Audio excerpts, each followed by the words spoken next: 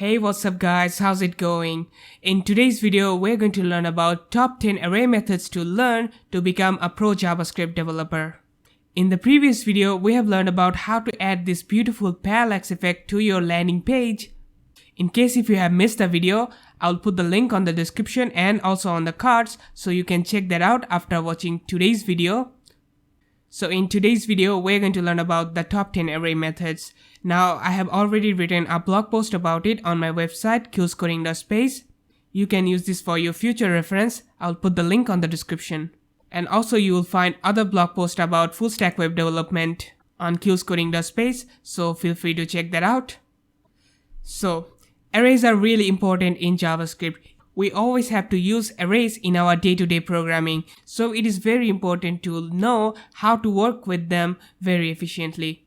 So today I will teach you the 10 array methods that you are going to use most likely in your day-to-day programming. So we are going to learn about these array methods. We're going to learn about forEach method, map, filter, reduce, findIndex, sum, every, sort, and finally then splice.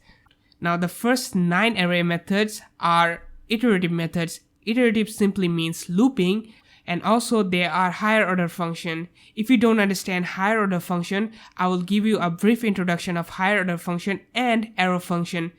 Because if you don't understand higher order function, you won't be able to understand these methods. And also I will use arrow function throughout this video, so if you know arrow function, that will be very helpful. And if you understand arrow function and higher order function, then feel free to skip the part and jump into the first method, which is the forEach method. I will put the timestamps. So before we get started, please consider like this video and subscribe to my channel to see more of these JavaScript videos. So without further ado, let's get started. Let me give you a quick introduction of mine. My name is Anjan. I'm a full stack web developer who can develop complex web applications from UI to backend systems. You can watch my work by visiting my portfolio website thatanjan.me, then just go to projects. And here you will see all of the projects that I have worked on. I'm looking for a new opportunity in a company where I can provide great value with my skills and knowledge. So if you are a recruiter or someone who wants a new team member who can solve problems, can develop real-world application, feel free to contact me. You can reach out to me by email, LinkedIn, or Twitter.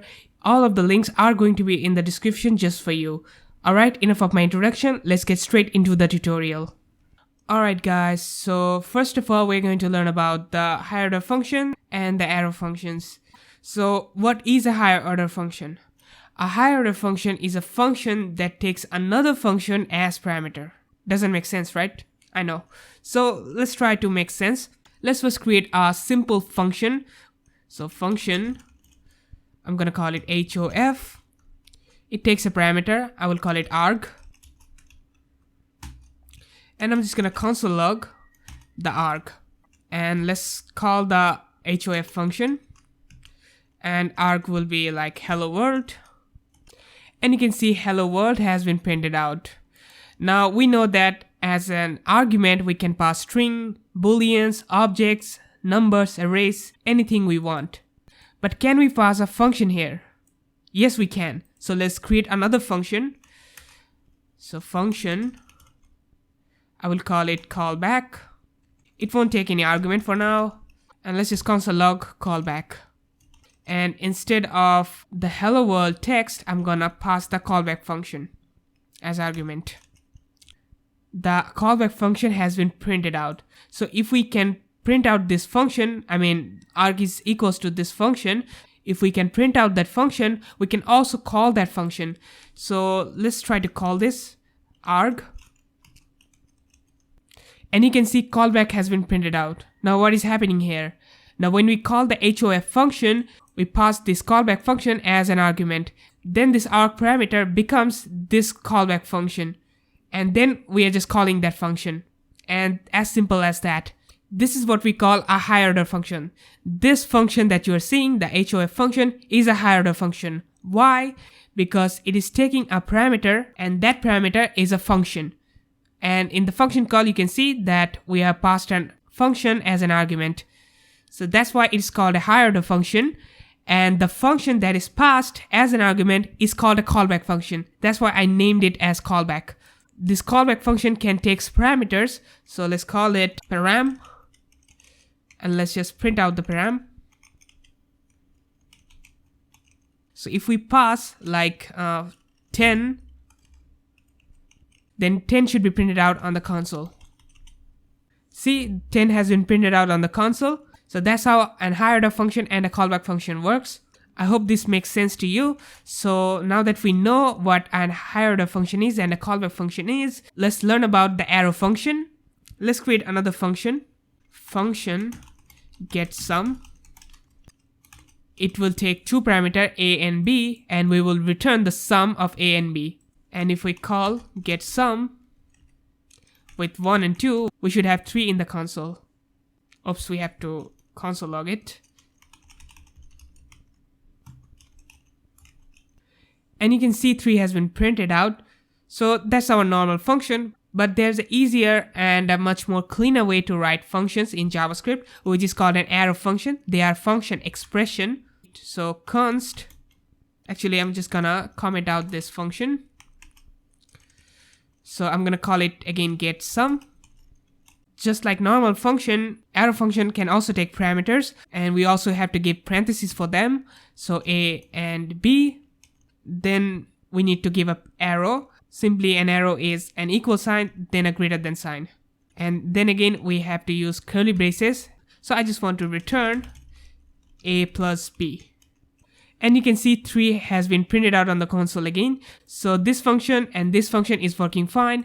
Now you might say, what is the difference? How can it be much cleaner than this? Well, let me show you. So if you are writing an arrow function, but inside the function you are just returning a value, then you don't have to use curly braces. And also you don't have to use the return statement. And if I run this file now, 3 has been printed out again. So this function is still working fine, but we can do much better than this. For example, our arrow function will take only one parameter. So if we delete b, then we can also omit the parentheses. And if I just return a plus maybe 10, and let's remove the 2 from here. And you can see 11 has been printed out, so our function is working. So you can see our arrow function looks much cleaner. We don't have to use any kind of parentheses or curly braces to write just simple function. And you will see this will be very helpful when we will learn about the array higher order functions. If you want me to create a separate video about arrow function, please do let me know in the comment section. I would love to hear from you. So now that we have a basic understanding of a higher order function and the arrow function, now we can finally learn about the top 10 array methods. So the first method that we are going to learn about is the forEach function. Now to understand the methods, we are going to use some data.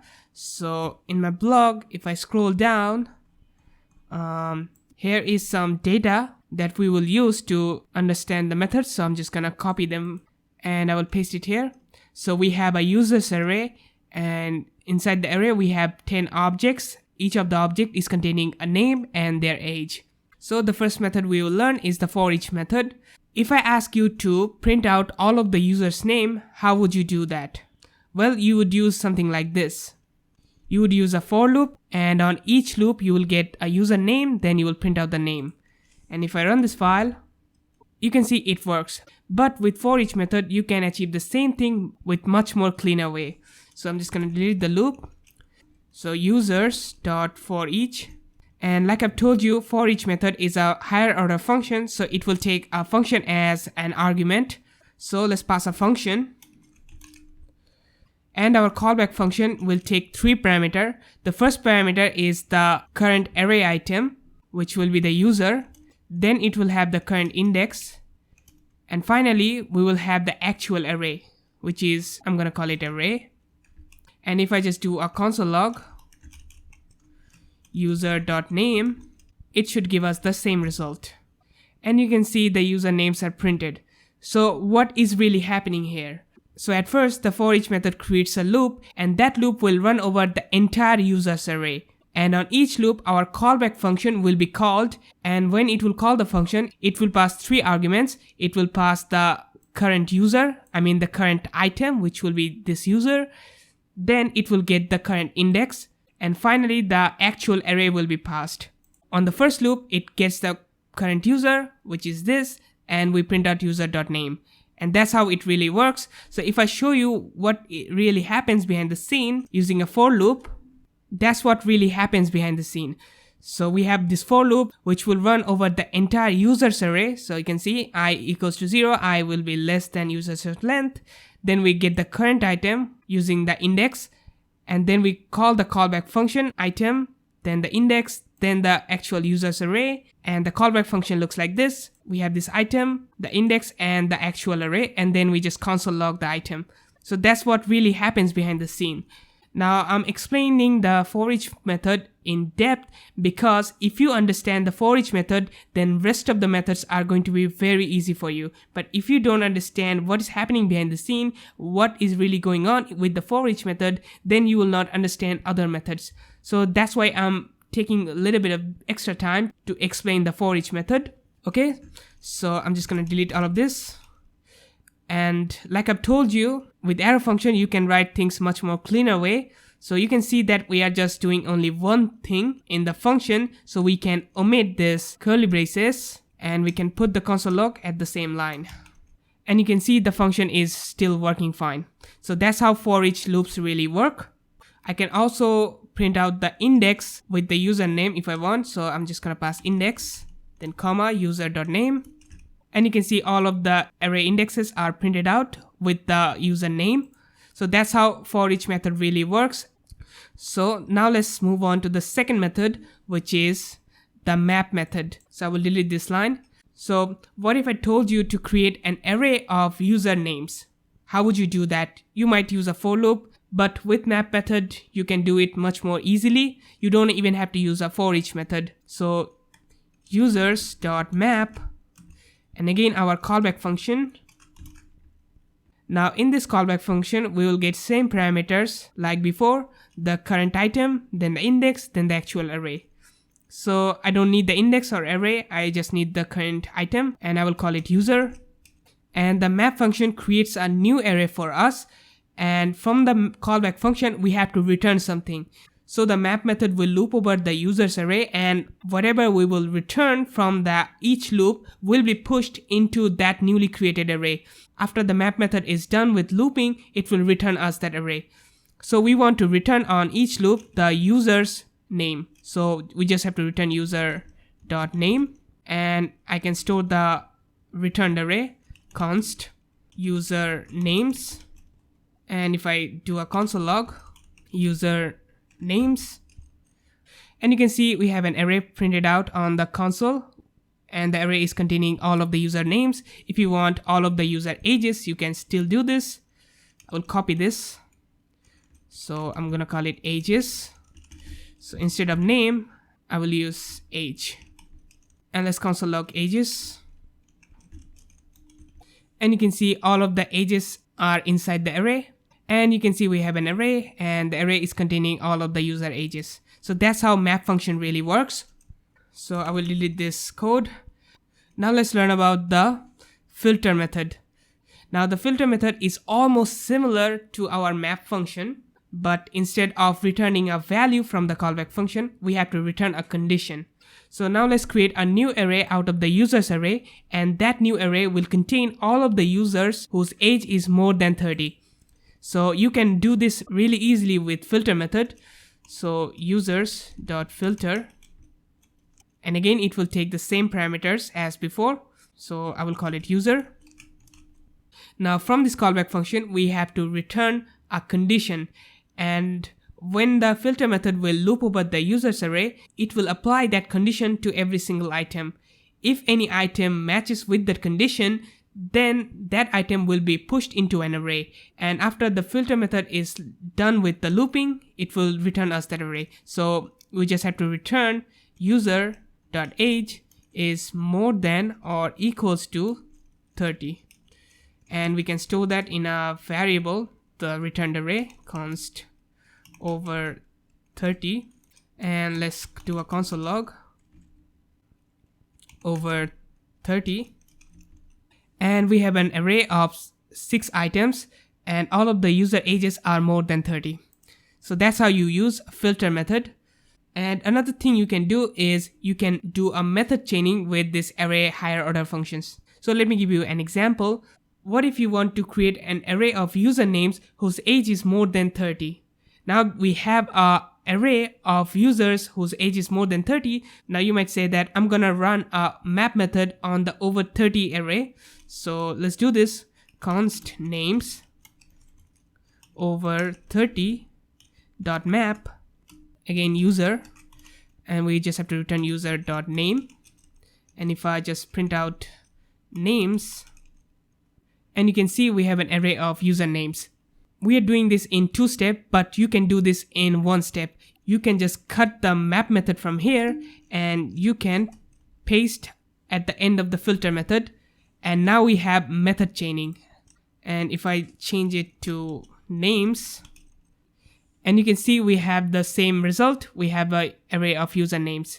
Now how is it really working? So first we have run the filter method on the users array, and that filter method returns us a new array, and we are running the map function over that returned array from the filter method, and that's how this method chaining is really working. Now here is a warning. Sometimes method chaining can be useful, but sometimes if the input is large, then the method chaining can be inefficient. Let me tell you why. For example, we are handling only 10 users. So first time it runs over the entire array 10 times, and it gives us 6 items. Then we have to run this map function. This map function runs over that 6 items. So totally the loop was running 16 times. But that's fine because the input is very small. But what if you have a huge array? What if your array size is like 10,000?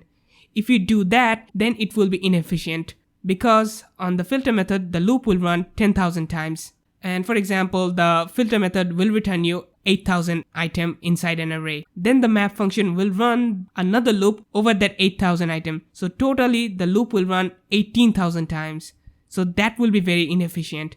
If you want to do something like this and your input size is big, then I would not recommend you to use the method chaining. You can use something else like a forEach function. So let me show you how you can do this. So I will comment out this line. So I'm going to create a names array. Then I will loop over the users with forEach function. Let's get the user. So I'm going to do a if statement. So if user.age is more than or equals to 30, then I'm gonna push the username into the names array. So names.push user.age. And if I run this file, oops, sorry, not user.age, user.name. And you can see the same usernames are printed out on the console. So if you use this method over this for the large input size, then your code will be much more efficient. Okay, so now we know about the filter method. Let's move on to the next method, which is the reduce method. The reduce method is a little bit different and it might be confusing for some people. So let me explain. So let's get the sum of user ages. If you use a forEach method, your code would look like this, and that will work fine. But for handling this kind of operation, we have the reduce method. So let me show you how you can do this with reduce method. So users.reduce. This time it will take different parameters. The first parameter will be total. I will explain what total is in a minute. And then the arguments will be same as before, which is the current item, then the index, then the actual array. We don't need index or array, we need the user.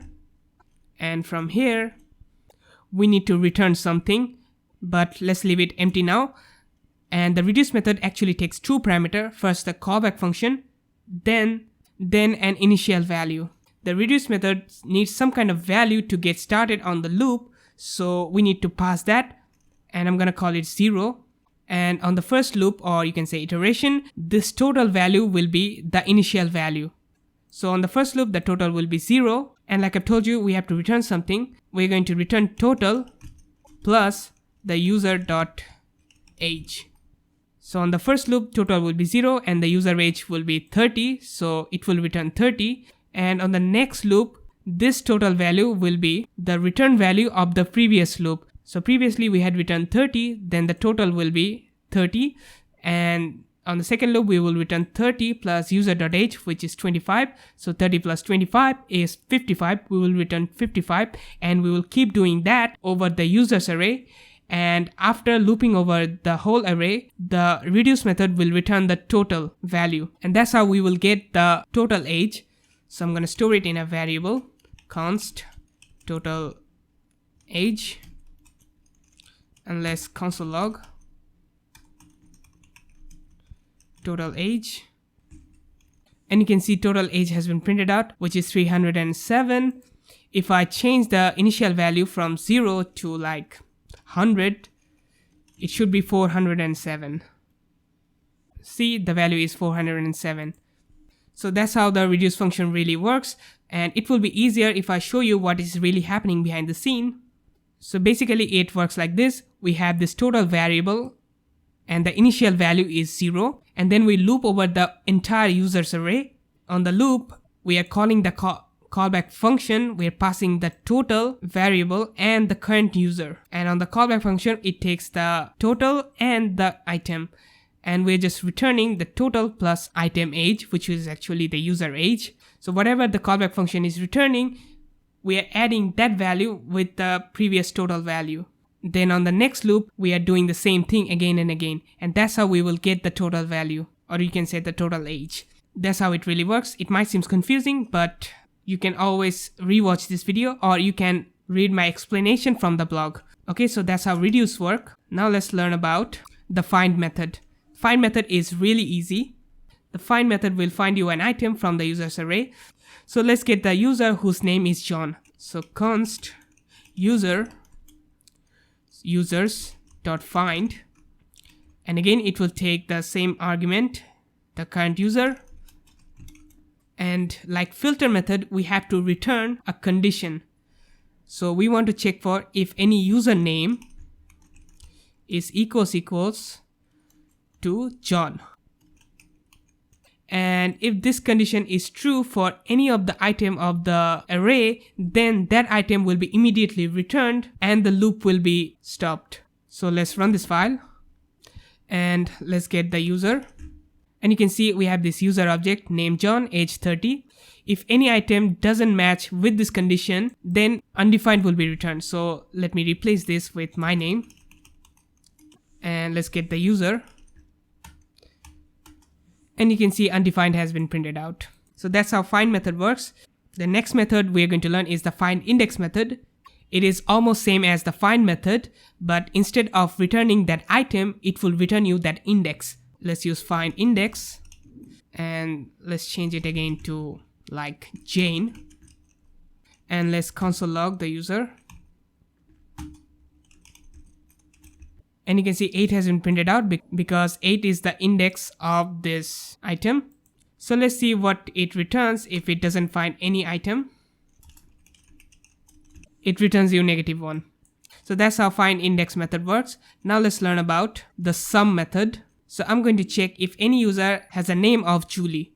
I don't need the item, I don't need the index, I want a boolean value. I want to check if that exists or not. So const does Julie exist, then users dot sum, again user as the first parameter, and we need to check if any user name is equals to Julie. So and let's console log does Julie exist, and you can see true has been printed out. So what is happening is it is creating a loop and it is checking if any username is equals to Julie. If it finds an item that matches the condition, then it will stop looping and returns you true. If it doesn't find any, it will return you false. So that's how sum works. Now let's learn about every method. Every method is pretty similar to the sum method, but it is kind of opposite. So we need to check if all of the users are adult or not. So const every user 18 and use users dot every again user as our first parameter, and we have to return a condition, and the condition will be if user age is more than or equals to 18. It will check if every single item matches with the condition or not. If any of the item doesn't match with the condition, then the loop will be stopped and false will be returned. So let's console log the variable every user 18, and you can see true has been printed out because all of the users are adult. So let's change this value to 30, and you can see false has been printed out because not every user is more than 30. So that's how every method works. Now let's talk about the sort method, and it is kind of self-explanatory. It sorts the array. So I want to sort the user by their age in descending order and also in ascending order. We need to call the users.sort method, and we have to pass a callback function, but this time it will take two parameters. The first parameter will be the current item and the second parameter will be the next item. So I'm gonna call it just A and B for simplicity. And from this function we have to return a number, and if the return number is negative, then A will be considered small and B will be considered big. So if we are looking for an ascending order, then A will come first, then B will be inserted second. So we have to subtract B.age from A.age. So A.age minus B.age. And the sort method doesn't return you anything. It modifies the actual array, so we don't need to store anything. So let's run this code. And if we get the users, and you can see we have all of the users, but they are in ascending order. They are sorted from small to big. So it is really working. Okay, so that's how you sort in ascending order. If you want to sort it in descending order, you just have to swap the subtraction items. So I will copy this line. So instead of doing A.age minus B.age, we will subtract B.age minus A.age. So B.age, age minus A.age. And if we just print out the users, and you can see our array is now sorted in descending order. And that's it for the sort method. We have learned all of the array iterative methods, or you can say the higher order function methods. And finally, we're going to learn about the splice method. And the splice method is really important and very useful. So I will delete these lines. Now with splice method, you can add or remove any item at any given index of an array. So for example, at index 2, which is this, I want to add a new user. So let's see how we can do this with splice method. So users.splice, and this time it is not a higher order function. We don't have to pass callback. We have to give an index from where we want to do our operations, and our index will be 2. And on the second argument, you have to specify how many items do you want to remove from that index. For now, I don't want to remove any item, so I'm going to pass 0. And you can pass as many arguments as you want, and those arguments will be added to the array at the given index, which is 2. So I'm going to add a new user. So I'm going to pass an object. So name will be Jenny and age will be 50. So let's run this file and let's get the users.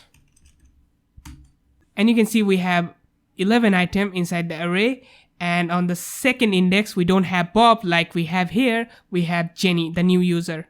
You can also pass anything. Let me pass a number like 18, and let's get the users. We have 12 items. Now we have Jenny, then 18, then Bob. So that's how you can add any item with the splice method. Now what if you want to also remove any item?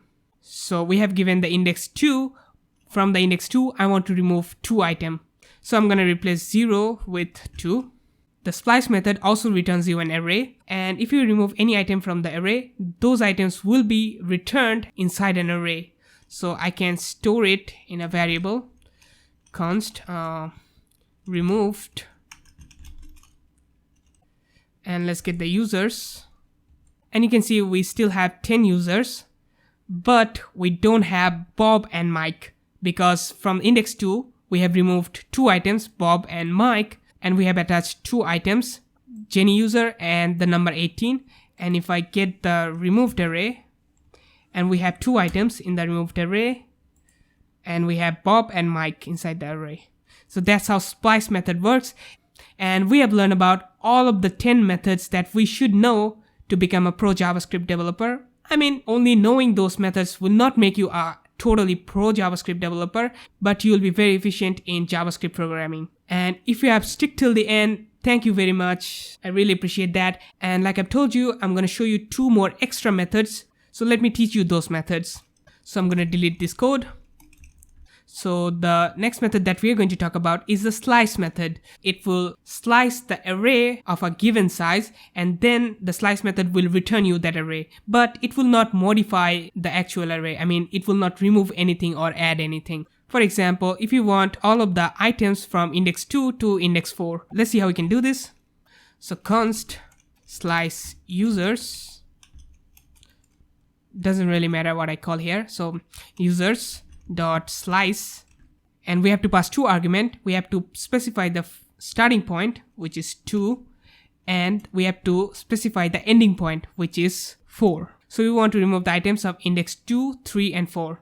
So the index 2 is Bob, 3 is Mike, and 4 is Jill. And let's get the slice users. And we have 2 items, not 3 items. Let's see. We have Bob and Mike, but we don't have Jill. Jill is at index 4. But why Jill isn't here? Well, the reason is the second argument will not include that index. So we have passed index 4. So index 4 item will not be included. To include the item, we have to add 1 to it. So instead of 4, we have to add 5. And now if I get the users, I mean slice users, now we have 3 items. We have Bob, Mike, and Jill. Now what if you want all of the items starting from index 2 ended at the last index? It is very simple. You don't have to pass anything. And let's get the slice users. And we have 8 items from Bob to Liz, from Bob to Liz. So the second argument is totally optional, and that's how slice works. So now let's talk about the last method of today's video, which is the concat method. The concat method simply just joins 2 or more arrays. So if we have another array, let's call new users, and it will be an array. Let's add another user. Name is John Wick, and age is like 40. And now let's join this users array with new users array. So const merged, or I should say joined, users.concat, and we have to pass the arrays that we want to join. So I only have one array, which is new users, and the concat method doesn't modify any array. It just returns a new array for you. And let's get the joined array, and you can see we have 11 items inside the array, including the John Wick user. And if I get the users array, it still have 10 users, and on the new users it is still only having 1 item. So the concat method is not modifying the actual arrays. So that's how concat works, and we have learned all of the methods that we should know to become better at JavaScript. So thank you if you have stuck till the end. I really appreciate that. If the video has been helpful for you, at least you have learned something new from this video, please like, share, and subscribe to my channel. It really motivates me to create more content like this. If you have any kind of question, please do let me know in the comment section. And also if you want to give any feedback, or if you want to suggest me any topic that I should make a video on, please do let me know. I would love to hear from you. And also if you want to see more daily tips and tricks, how to write better and clean code, you can follow me on social media on LinkedIn, Twitter, or Instagram as thatanjon, and I will see you in the next video. Goodbye.